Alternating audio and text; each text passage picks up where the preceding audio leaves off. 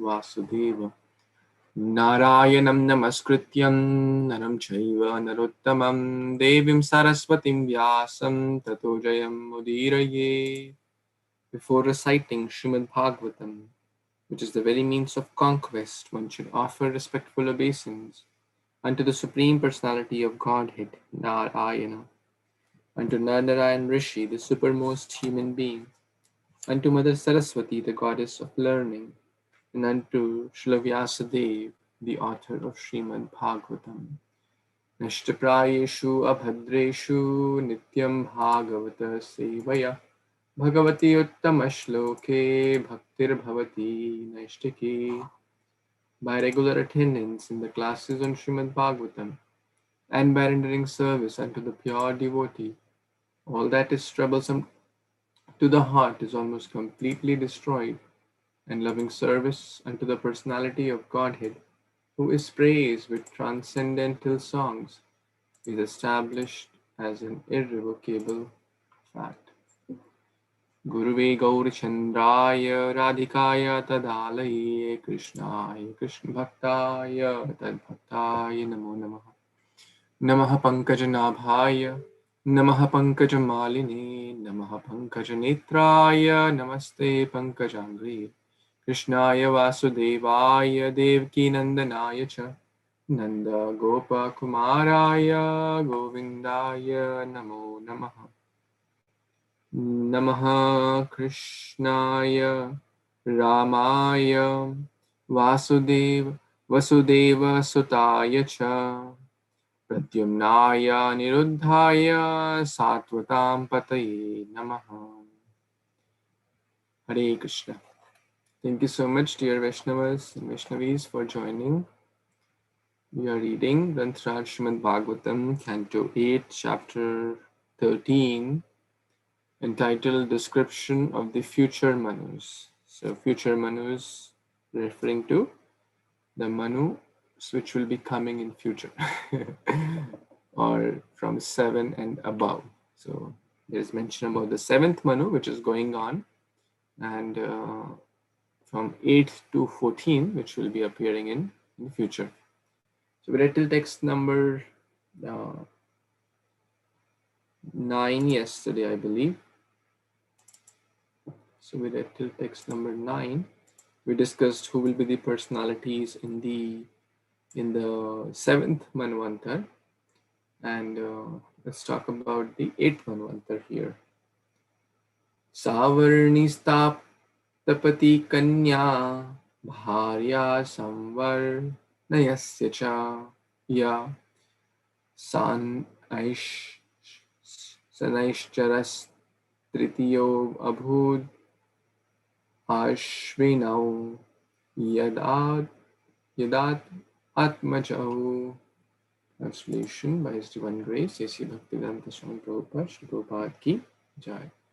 Chaya had a son named Savarni and a daughter named Tapati, who later became the wife of King Samvarna. Chaya's third child is known as Shanishchara, or Saturn. And Shanidev, right? So it's Saturn, Shanishchara.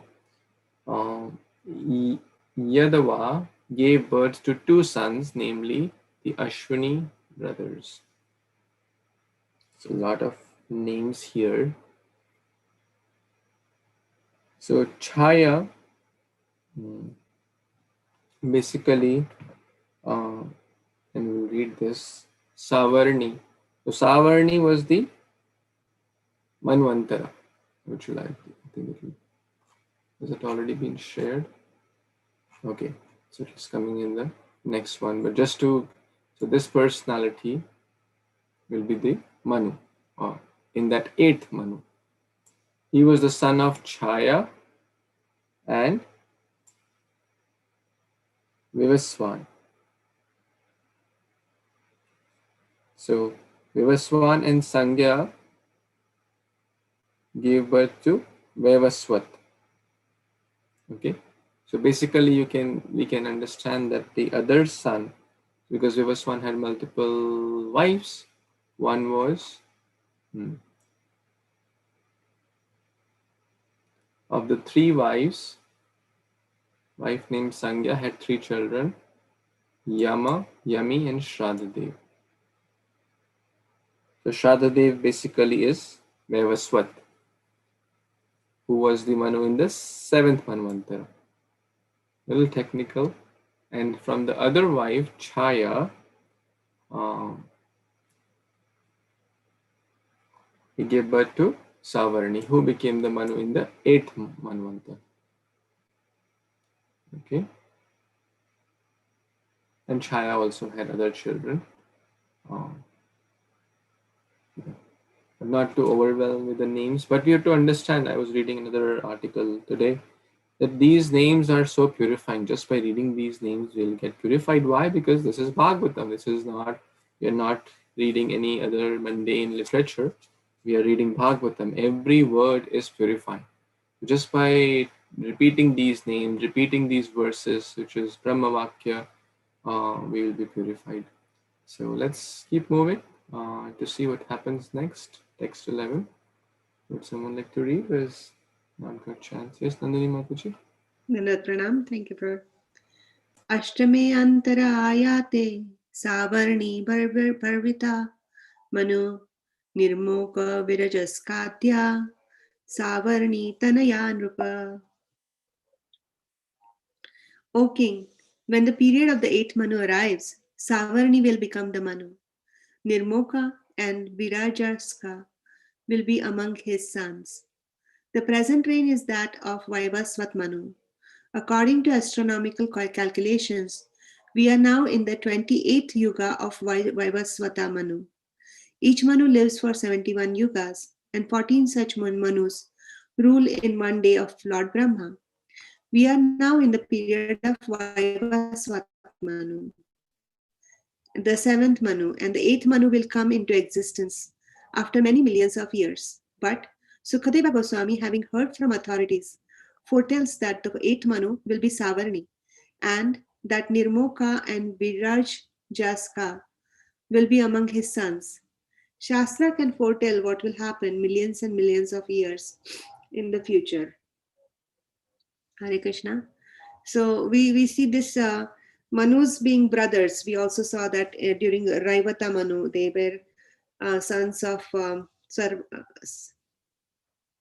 the first Manu, and the three sons of him became the next three Manus.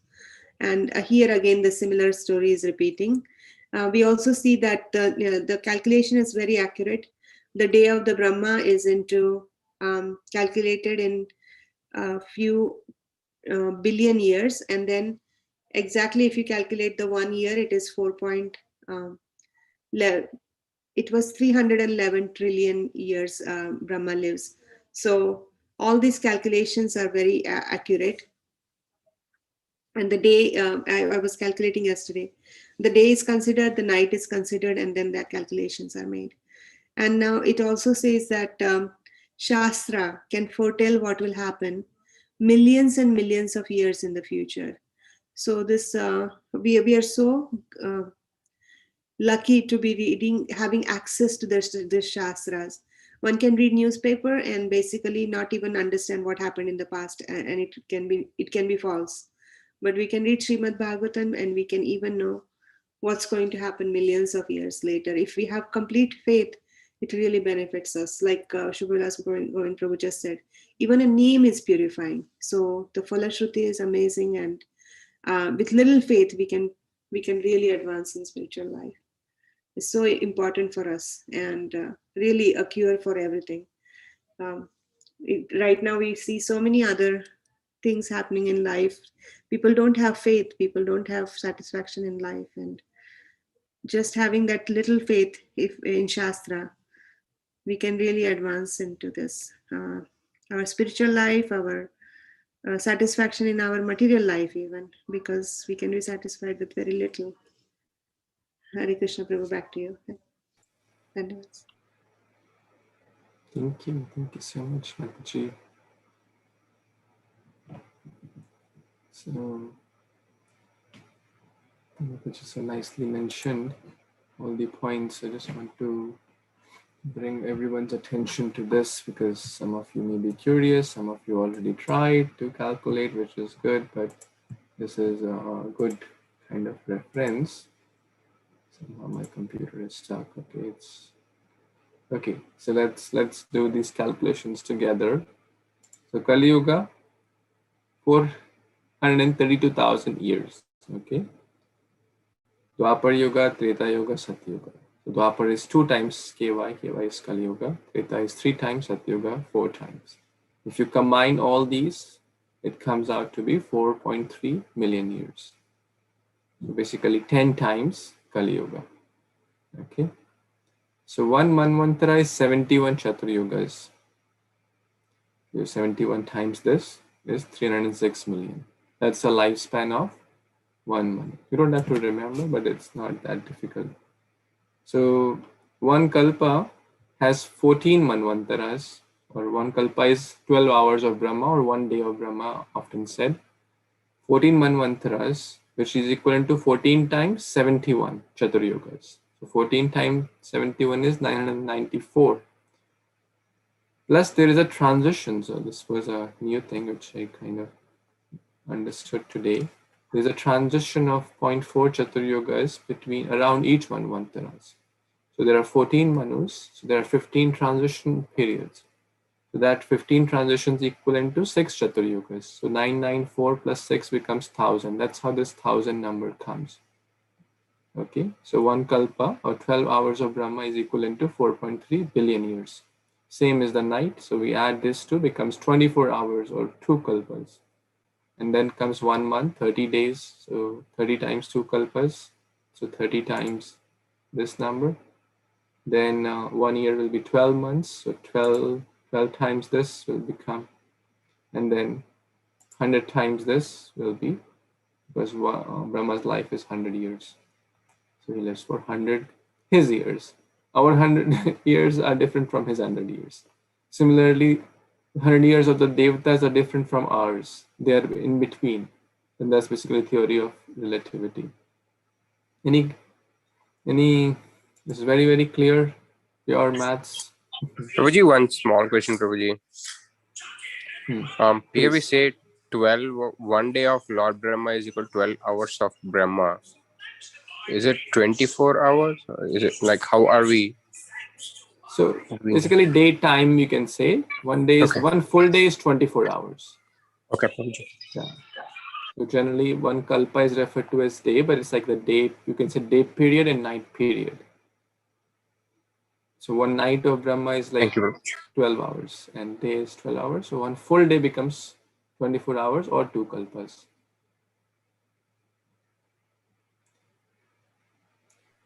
And bro, this transition period is called Yuga Sandhya. Yes. Thank you, Mataji. Is it clear? Does it make sense for everyone? Prabhuji, we are in the 28th Chaturjuga, right? Yes, that's kind of shown in this diagram. So 1, 2, 3, 4, 5, 6, and 7. So we are in the middle. So 28th Chaturjuga in Kolikal. In Kalikal, correct.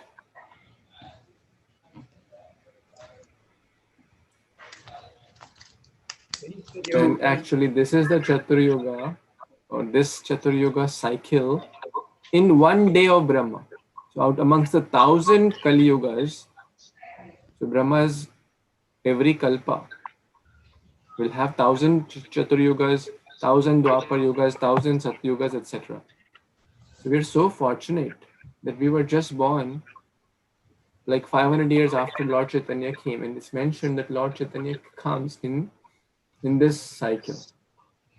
So this is very, very, it's a great blessing of ours to be born so close. Just imagine. We could have been born in anywhere around this, but we were just born right there. It's like 1 inch away or 1 second away from the Brahma's lifetime. From 1 kalpa, 4.3 billion years. What is 500 years? Nothing. So one clarification. Can you explain the transitions again? 15 transitions. So transitions are basically just imagine like a period. I don't know all the details, but like how the day and night transition. It's called the Sandhya. So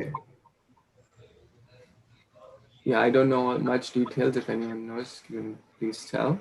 It's like it's like a switching from one to the other. Because Prabhu, there is a partial devastation between each one. There's at certain time, and there are big pralaya things like big waves of devastations are happening at that time. And there's a description in Bhagavatam. I'll find out and give it to you. Thank you.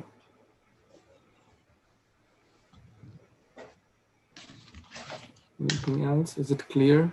Any questions? Is it helpful? I hope so. Okay, so yeah, this is Age of Lord Brahma. We'll come back to our reading. Text 12. Would someone like to read? Yes, Raghu Prabhu, did you get a chance yesterday? No, not yesterday. I can read, yeah. Okay, please. So text 12. Okay. So text 12. Tatra deva sutapaso viraja amrat prapaha tesam virochana suto balirindro bhavisyati. Translation by His Divine Grace, A.C. Bhaktivedanta Swami Prabhupada, Jai Srila Prabhupada. In the period of the 8th Manu, among the demigods will be the Sutapas, the Virajas, and the Amrata Prabhas. The king of the demigods, Indra, will be Bali Maharaj, the son of Virochana. Thank you, Prabhu. Back to you. Hare Krishna. Thank you. So, Bali Maharaj and will be the next Indra. This is an important point to note here, because we'll be reading the story of Bali Maharaj soon. And then the names of other demigods are also mentioned, Sutapas, Virajas, etc. Bali Maharaj was the son of Virochana. Who was the father of Virochana? Prahlad Maharaj. Prahlad Maharaj, yes. We will see that later as well. So, quite straightforward. Let's move on to text 13. Shikhamataji. Yes, Arpunamataji. Hare Krishna Prabhuji. Dandavat Pranam everyone. Yes. Text 13. Dat vemam yajamanaya Vishnave padatrayam Radha Mindra padam hitva tatam siddhi mavapsyati. Translation by His Divine Grace, A.C. Bhaktivedanta Swami Prabhupada Jai. Bali Maharaj gave a gift of 3 pieces of land to Lord Visnu, and because of this charity, he lost all 3 words. Later, however, when Lord Vishnu is pleased because of Bali's giving everything to him, Bali Maharaj will achieve the perfection of life. Hare Krishna Prabhuji. Back to you. There's purport as well. Sure. Purport. In Bhagavad Gita, it is stated, Manusayanam saharsareshu kaschit yatati siddhaya. Out of many millions of people, one may attempt to achieve success in life. This success is explained here.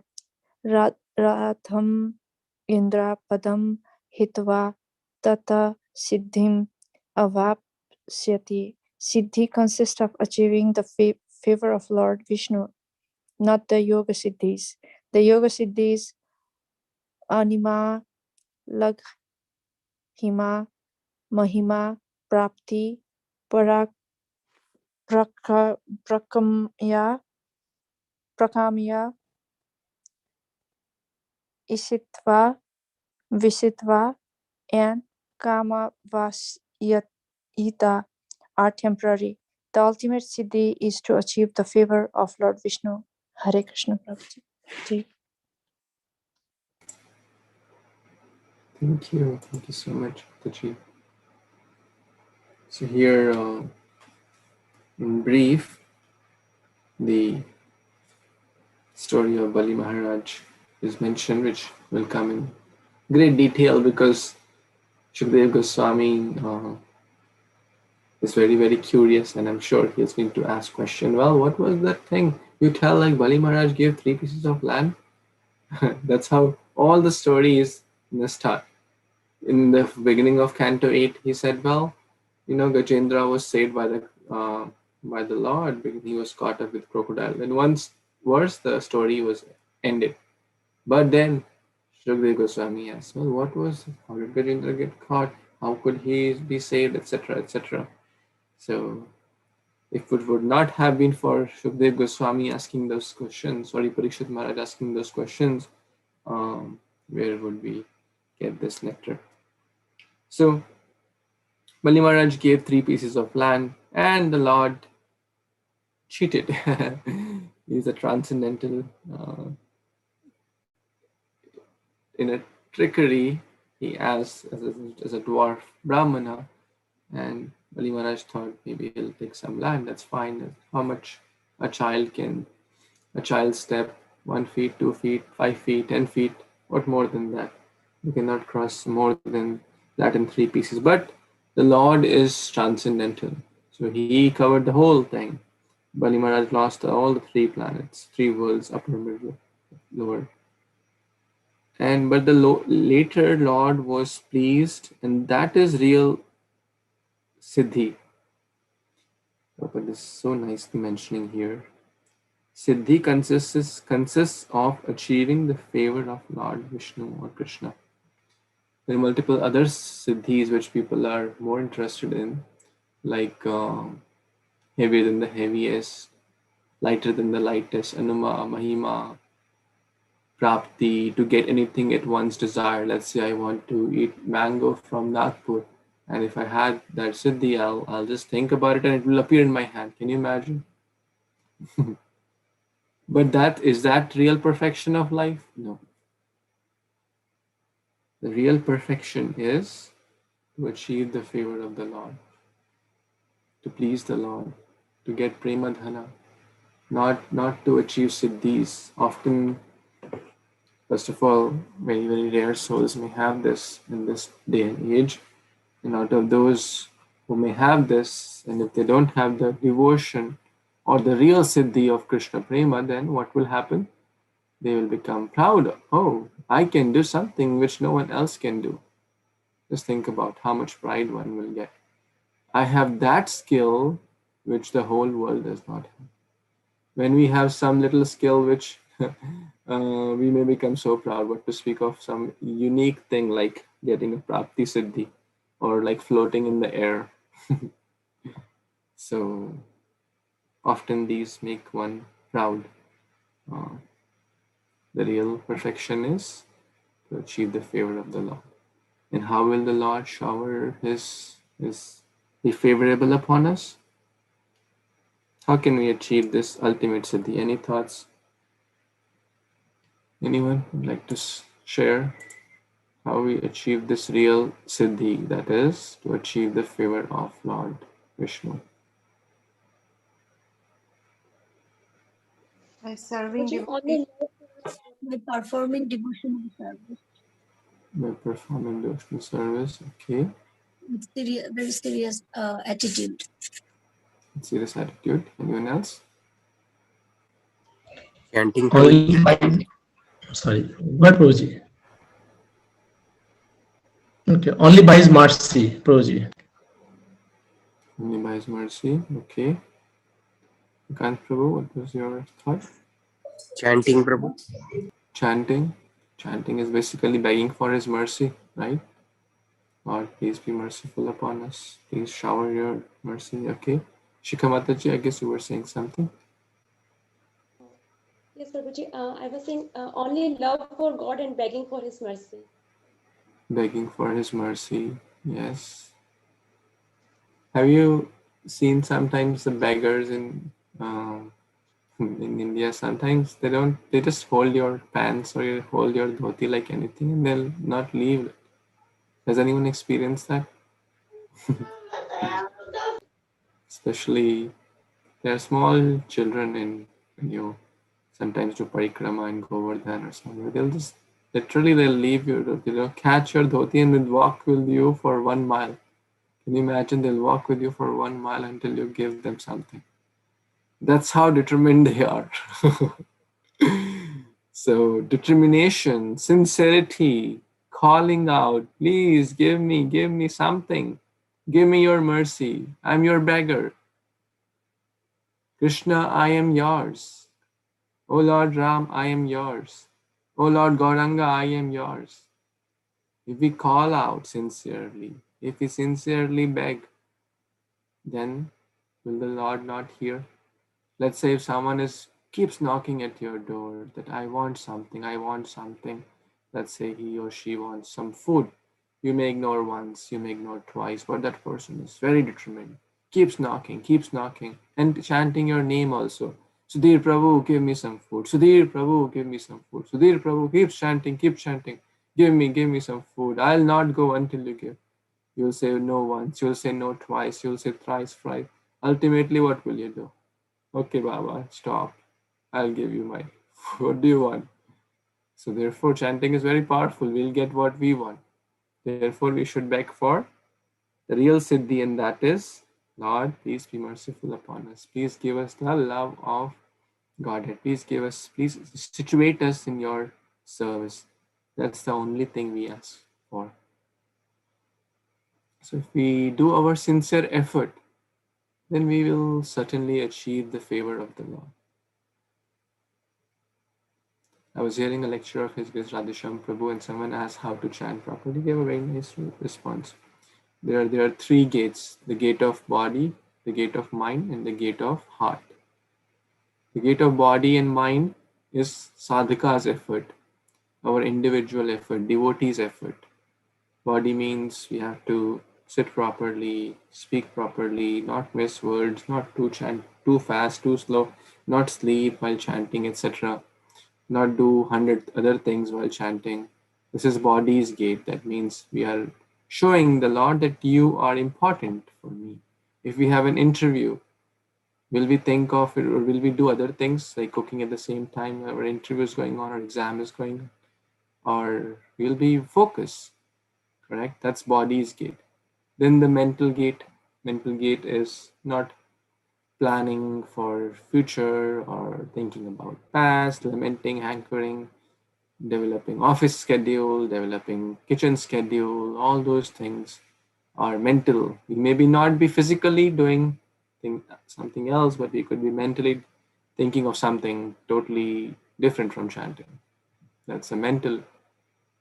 But so if those two are good, if we open the body's gate and the mind's gate, it's like, how many of you been to, which example should I give? In most temple, there are 3 gates actually to see to the Lord. One is the big gate outside, okay? One is then there's one gate internal, and then there is an altar gate. Sometimes at home also, some people may have, let's say, multiple gates, etc. So the first 2 gates, the sadhaka can open, but the gate of the altar only is open from inside, right? Let's say go to a Lajwa temple. If the outside door is closed, you may slide it or something and you can open it, right? The door to the temple also may be sometimes open and you can, open it. But can you open the altar door? No, we can't open the altar door. That who opens? The pujari from inside will open. So similarly, seeing the effort of the devotee, Krishna will open the heart gate of mercy or his favor, seeing the effort of a sadhaka, and will certainly shower mercy based on if we are sincerely calling out, if we are sincerely chanting, if we are sincere in our efforts, then Krishna will certainly shower his mercy and will ultimately achieve that siddhi, how Bali Maharaj also achieved perfection of life. He did not lose anything. Often people think, well, Krishna took, all his stuff. No, Krishna gave him the best thing, the perfection of life, and he also got the kingdom, which is a very tiny piece. Any other comments, any additions, questions?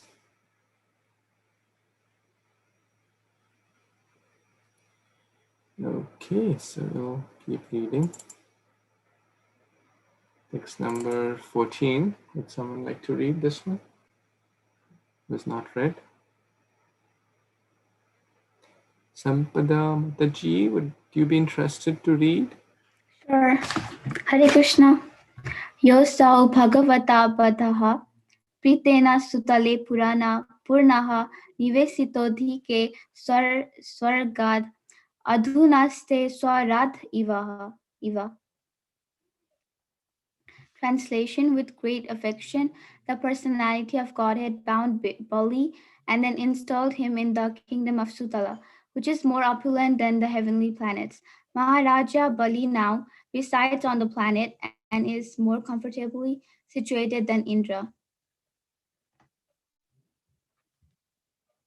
Hare Krishna. Hare Krishna, thank you so much.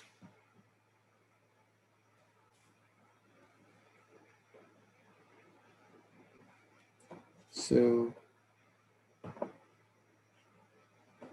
with great affection, the Supreme Personality of Godhead bound Bali after he took the 3 steps of land, and he bound Bali and put him in the Sutala Loka. That's the subterranean planetary system. There are 7 or 6 planetary systems below. Atala, Vitala, Sutal, Talatala, Satal, Mahatal, Patal. The Sutal is one of them.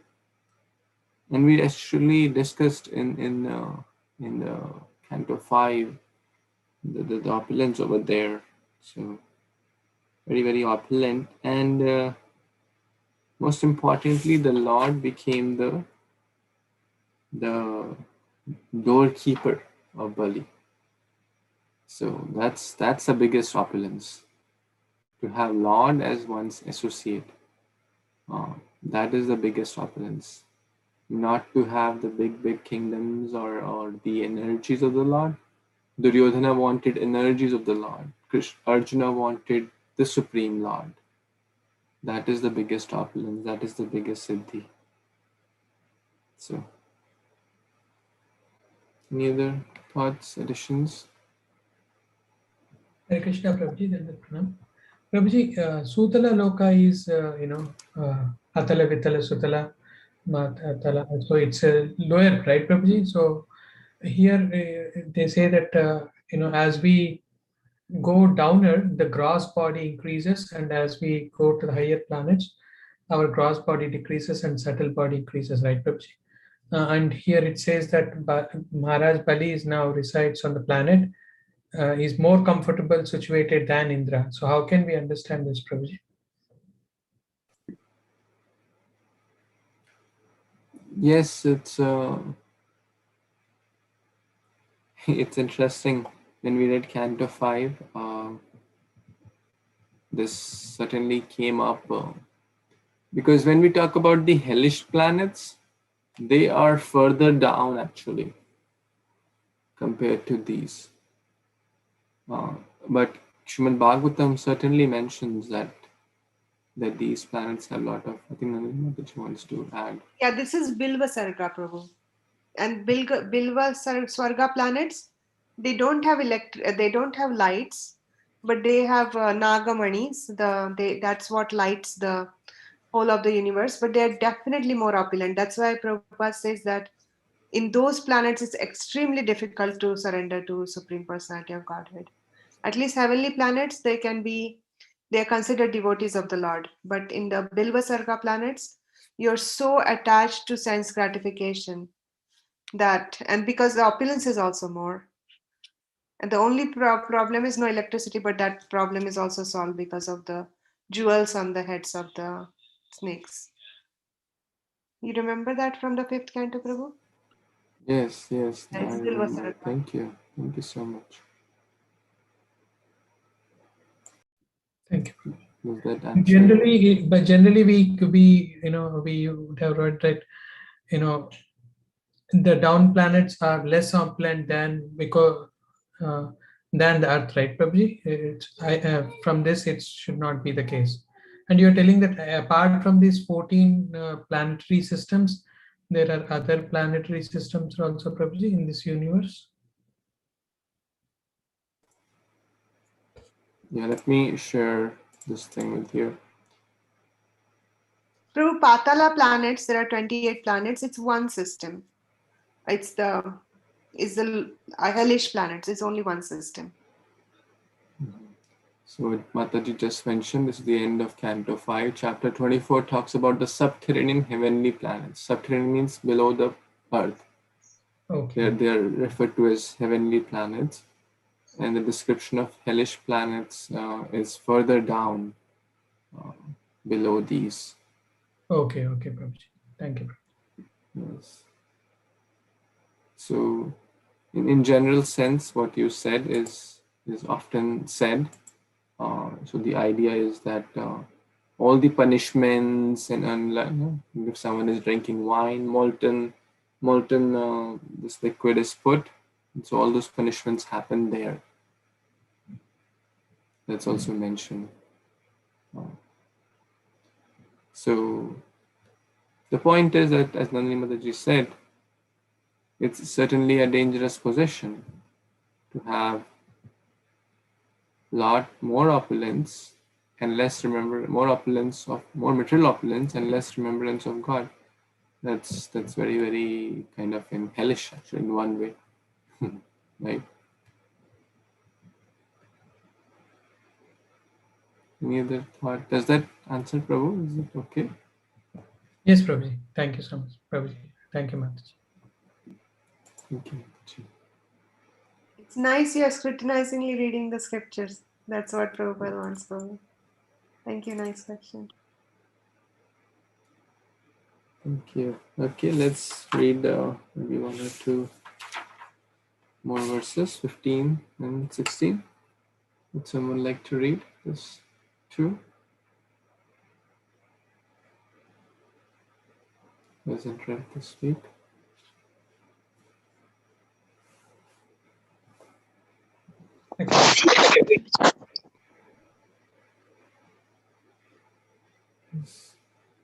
Shishmataji wanted to read. Let Prabhuji read, Prabhuji. I'll read next time. Sudhir Prabhu, you wanted to read? Kashish Mataji can read, Prabhuji. That's fine. I can read the next one. Mataji, please go ahead. Thank you so much, Prabhuji. Hare Krishna. Dandat pranam to all devotees. Text number 15 and 16. Galavo diptiman ramo द्रोणपुत्रः कृपस्तथा ऋष्यशृङ्गः पितास्माकं भगवान् बादरायणः इमे सप्तर्षयस्तत्र भविष्यन्ति स्वयोगतः इदानीमासति राजन् स्वे स्व आश्रममण्डले. Translation by His Divine Grace A.C. Bhaktivedanta Swami Srila Prabhupada Ki Jai. O King, during the 8th Manvantara, the great personalities Galava, Deeptimana, Parashurama, Ashwathama, Kripacharya, Rishyaringa, and our father Vyasadeva, the incarnation of Narayana, will be the 7 sages. For the present, they are all residing in their respective ashramas. Hare Krishna, back to you, Prabhuji. Thank you so much.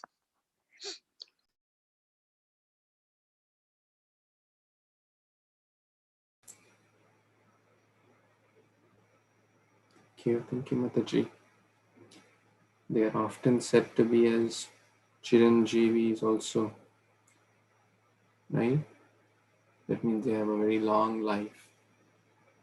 So I'm sure we have heard some of these names: Kripacharya, Shvatthama, Rishiringa, and from Ramayana, and our father, Vyasadeva. Our father, who is speaking this? Shukadeva Goswami. Shukdev Goswami. So Shukdev Goswami's father, Vyasadeva, will be the next Sapta Rishis. Interesting, right? He'll be the next Sapta Rishis. So what does that tell us? That also tell us that their lifespan is even bigger than the Manus, right? They're crossing over from one Manu to the other. For the present, that means in the 7th Manvantara, this is present means 7th Manvantara. They are present in their sages, in their ashramas, but in future, during the 8th Manvantara, they will be the 7 sages. So their lifetime is less than Brahma, but more than, as we go up, the lifetime also increases. Satyaloka has the maximum lifespan.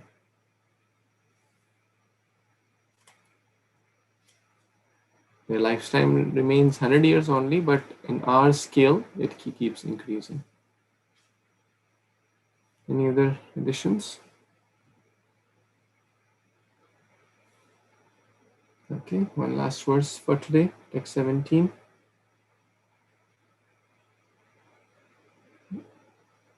Read, Prabhuji. Hare Krishna. Yes, please. Can I read, Prabhuji? Sure, Prabhu, please. Hare Krishna. Dandavat Pranam. All glories to Srila Prabhupada. Devagyatya Saraswatyam Sarvabhuma iti Prabha Sthanam Puranat Ratva Balaye Dasyati Sarvaha. Translation by His Divine Grace A.C. Bhaktivedanta Swami Srila Prabhupada ki jai. In the 8th Manvantara, the greatly powerful personality of Godhead, Sarvabhuma, will take birth. His father will be Devaguhya, and his mother will be Saraswati. He will take the kingdom away from Purandara, Lord Indra, and give it to Bali Maharaj. Thank you, Prabhuji. Hare Krishna.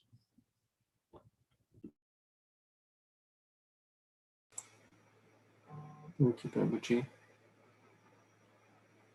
So we read about Vamandev taking the kingdom from Bali, putting him in the,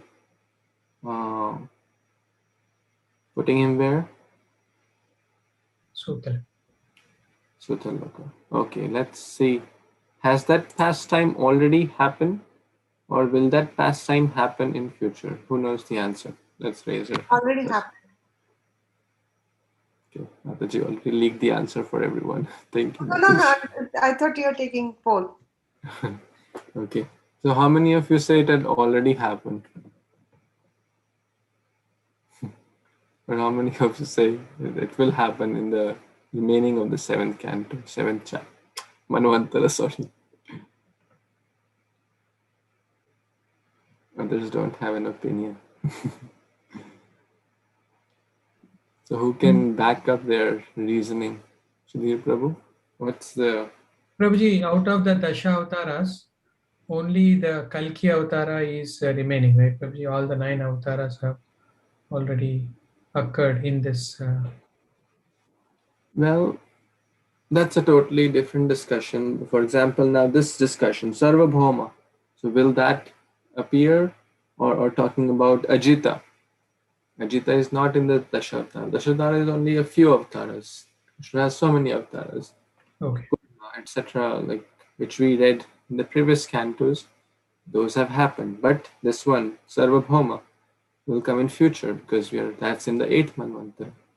So, but now in the 7th Manvantara, it's a dicey question because we are in the 7th Manvantara. Almost 40% of it has passed, and the remaining 60% is still pending, right?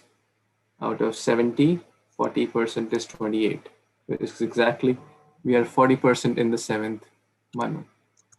So that's the question. So has that pastime already happened, or will it happen in the remaining 60% of 7th Manu? Already happened. Already happened. So now you have to tell, how can you prove it? Because Mother Ganga is there. Mother Ganges came from the, when Ramavandev took the third step, the Ganges flowed to the earthly planet. Or it opened the covering of the universe and then the Ganges came down. That's my reasoning for it. Okay. Any other reasoning anyone has? Hare Krishna, Prabhuji. Yes, Mataji. Is it that in verse 13 they say that Bali Maharaj gave a gift of 3 pieces of land to Lord Vishnu? So it explains that in addition it already happened. Okay, nice, good, good. Prabhuji, one more in Satya Yuga, right? Prabhuji, this happened. Of course, there are many Satya Yugas. Yeah. So in the 7th Manvantara, 71 minus 28 Satyugas will come. Yes, Prabhuji. Yes. Text number 14. Where is Bali residing now? In Sutala Loka, right? We just read. Sutala. So he's currently residing in Sutala Loka. This discussion is happening in the 20th Manvantara of the end of Dwapar Yuga. This happened 5,000 years back in the transition of Dwapar and Kali Yuga, right? We all know that when Lord Kṛṣṇa departed for his, to left this mortal planet. So that means at that point, where is Bali Maharaj present? In Sutala Loka. That means the pastime had already happened, correct? And the words used, he lost, if not, he will lose. In the text number 17, we see that he will take the kingdom away. That means it's going to come, correct? There are multiple, and Nandini Mataji also said a very good point that Mother Ganga is there. Yes, that's also a good point. So is that sufficient proof? All the past texts which we read, the position of Bali Maharaj currently, so which tells that now in which Chaturyuga out of the 28 it happened. We don't need to go in that much detail, but it happened in somewhere in 7th, in the first half of the year, the first quarter of the 7th Manvantara. It has already happened in short. But now in the 8th Manvantara, Sarvabhuma will come and take the kingdom from Purandara and give it to Bali. Basically resituate Bali in his position. Any other thoughts or comments anyone has?